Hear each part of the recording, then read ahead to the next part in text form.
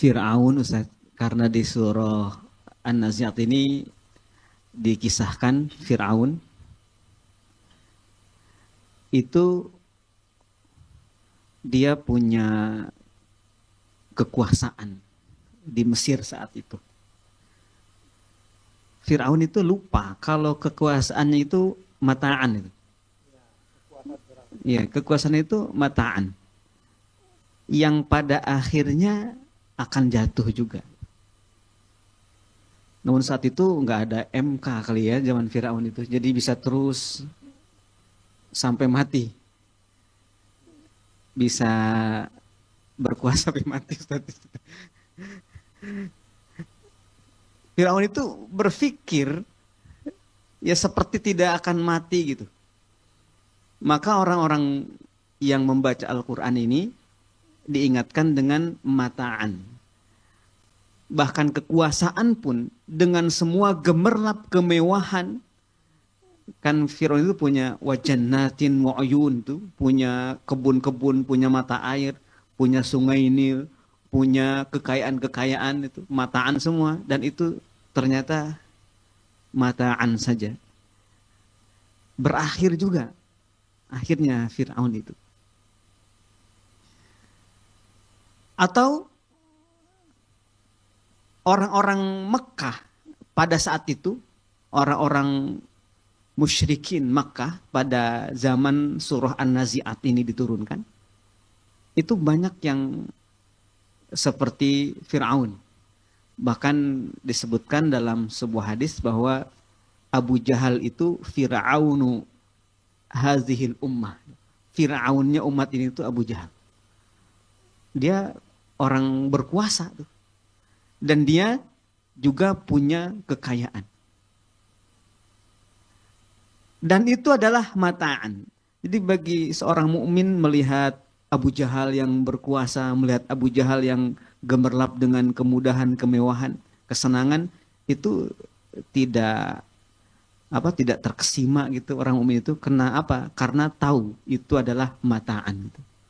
Mata'an lakum wali anamikum ini Ustaz, kalau saya tadabbur saya gini Ustaz. Mata'an lakum wali anamikum. Lakum wali an'amikum. Jadi kalau manusia itu hidup di dunia hanya mengejar mataan, sama aja dengan hewan. Karena semua itu sebagai mataan bukan hanya buat kamu saja, tapi buat hewan juga, sama aja gitu. Jadi Firaun tuh hewan jadinya. Karena yang dikejarnya itu adalah mataan. Nah kalau berhenti di situ, di kesenangannya, nggak ada bedanya tuh antara manusia dan hewan itu. Hanya saja manusia ini diduluin mungkin yaitu tadi Ustaz. Manusia itu kalau sudah tergoda oleh mataan itu jadi lebih buruk daripada hewan. Mata'an lakum wali an'amikum itu ada sedikit tadabbur dari saya. Bagus. Jadi dari kata mataan kita jangan berhenti cari mata. Cari apa kalau gitu? Naim. Nah, itu. Ya. Yang harus kita kejar apa? Naim. An-Naim. Apa itu An-Naim? Nikmat yang sifatnya sustain. Kekal. Di mana tempatnya itu? Di surga. Itu yang harus kita cari. Jangan sampai kita berhenti di mata tidak mendapatkan naim. Yang kedua tadaburnya, kalau hari ini kita menikmati mata, syukuri. Sekecil apapun mata yang Allah berikan kepada kita, disyukuri. Karena syukur terhadap mata ini yang membuat kita naik kelas, akan mendapatkan apa? An-Naim. Ya. Mana mungkin kita bisa langsung mendapatkan an-naim kalau kita nggak mensyukuri al-mata' dengan benar. Jadi untuk mendapatkan an-naim di akhirat kelak dengan cara apa? Mensyukuri nikmat al-mata'. Jadikan al-mata' yang kita dapatkan di dunia ini untuk beribadah kepada Allah Subhanahu wa taala. Kerja dapat gaji bulanan, gitu kan? Supaya beli apa? motor. Motor buat apa? Buat ibadah nanti. Beli rumah supaya apa? Ya untuk ibadah. Itu cara mensyukuri mata supaya mendapatkan an-naim. Cuma bahaya yang ketiga tuh kayak Ustaz Deden tadi. Kalau kita di dunia cuma cari mata, sama dengan an'am. Sama dengan hewan ternak. Hewan ternak itu, ya pada akhirnya beda. Kenapa disebutkan an'am bukan mata'an lakum wali lil hayawan, lil bahaim atau apalah gitu ya.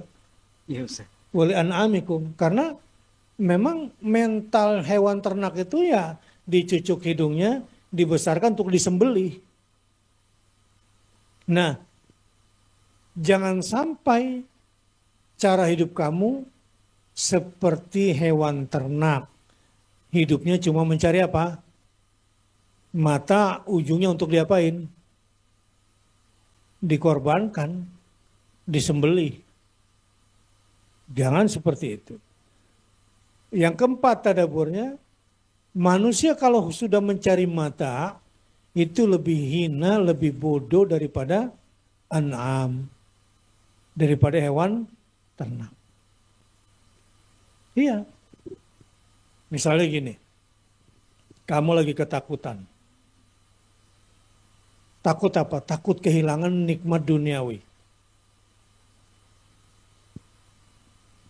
Ini tadi saya lagi lihat gitu ya. Perempuan-perempuan yang mengorbankan kesucian dirinya. Sekedar bisa mendapatkan uang. Ya kan? Banyak yang kayak gitu. Banyak. Kalau ditanya kenapa? Ya faktor ekonomi. Yang disebut ekonomi sebetulnya uang. Uangnya bukan buat makan, untuk mata.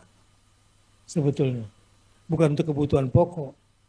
Tapi ingin punya gadget, ingin punya uang banyak, ingin pokoknya nggak mau capek, nggak mau kerja. Maunya mata. Orang-orang seperti ini menjual diri. Nah, tapi ada lagi nih yang bahaya sama kita. Banyak loh orang yang beramal soleh, tapi amal solehnya untuk mencari mata, bukan untuk mencari an-naim. Yang benar mata digunakan untuk mencari amal soleh dan akhirat. Ini dibalik, amal soleh untuk mencari mata. La ilaha illallah. Itu terjadi sama kita. Contoh kesehariannya, gak enak nyebutinnya banyak itu. Misalnya, mencari ilmu agama misalnya. Ternyata setelah lulus cuma untuk mendapatkan mata. Tidak mencari naim. Lihat. Apalagi kalau sudah sejak awal memang cari ilmunya ilmu umum deh. Kalau ilmu agama mah ribet, susah mendapatkan mata. Udah langsung aja deh to the point. Cari ilmu duniawi aja, ilmu mata. Nah, sudah. Iya, jadi alasan untuk tidak mencari ilmu agama karena memang tidak ada mata di situ. Tidak ada mata. Atau Ustaz, mata pencaharian itu gimana Ustaz? Iya, mata pencaharian. Mungkin dari situ kali ya. Iya. Orang-orang tua tuh takut sekolahkan sekolahkan agama ke anaknya karena takut tidak mendapatkan mata. Betul gak gitu? Betul kan? Nah ini tadaburnya banyak nih. Ya, akhirnya matanya juga nggak dapat, naimnya, apalagi itu namanya psikotabang, psikocape, Apa itu Ustaz? psikotabang, Saya nggak tahu Ustaz. psikocape. Tanya tuh sama Bu Yeni itu.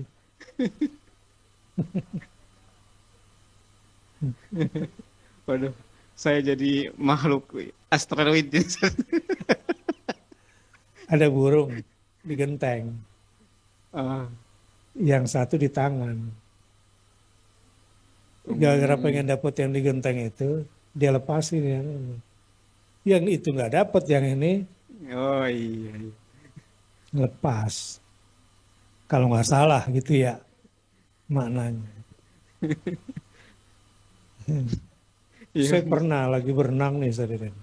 Nggak tahu, waktu masih kecil kan di laut kita di Jakarta masih bagus ya. Pas saya masuk, gitu tiba-tiba banyak ikan, gitu kan. Kayaknya di empang deh, di empang. Gerak, ada yang kejepit tuh di ketiak saya, gitu kan. Pas ada di depan saya ambil juga. Oh iya, itu sama juga Ustaz. Bukan burung doang, ternyata ikan juga. Yang sudah dijepit, Iya. lepas yang mau diambil nggak dapat. Itulah pencari mata. Tapi kalau pencari naim, orang nyari akhirat dapat dunia nggak? Pasti. Jadi gini rumusnya. Ini rumusnya. Ini nasihat para ulama juga begitu. Dan saya kira di Al-Quran juga begitu. Tapi ini bahasa keduniaannya aja. Biar bisa Iya Ustaz. orang yang hidupnya hanya mencari Allah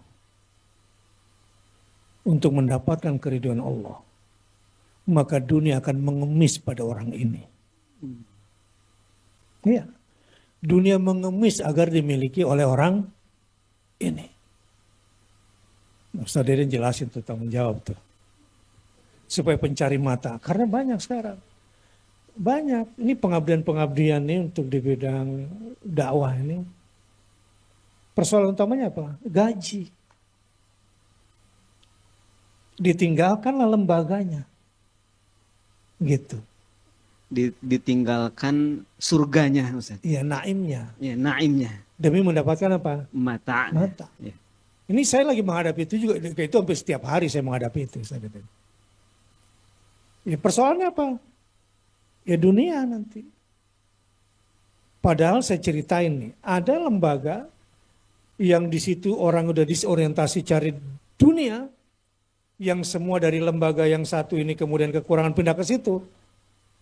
Yang di situ tuh kiainya lagi resah. Karena sudah mencari mata di lembaga yang harusnya mendapatkan Naim. naim. Dan bodohnya yang lain-lain di situ ada naim, pindah ke tempat mata. Iya. Orang yang di tempat mata tuh lagi merindukan naim. Orang yang berada di naim malah lari ke mata. Iya. Tapi yang di naim udah nggak bisa keluar lagi. Kenapa? Karena lifestyle. Nggak mungkin dong orang mau turun. Ya.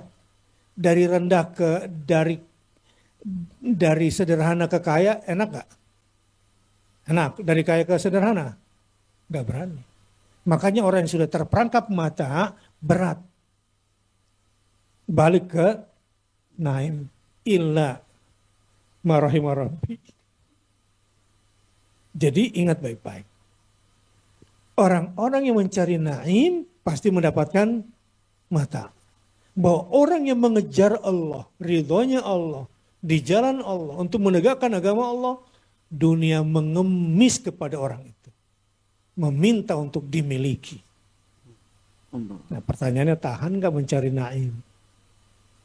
Karena godaan mata Iya. besar di depan mata.